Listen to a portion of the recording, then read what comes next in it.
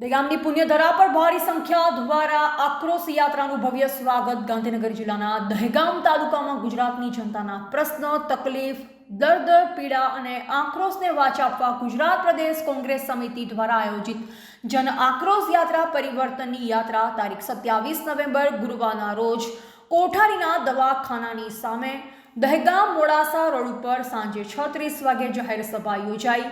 આ કાર્યક્રમમાં મોટી સંખ્યામાં ઉપસ્થિત રહેલ તમામના પ્રમુખ દહેગામ તાલુકા કોંગ્રેસ સમિતિના ધનપાલસિંહ દ્વારા ખૂબ આભાર માનવામાં આવ્યો।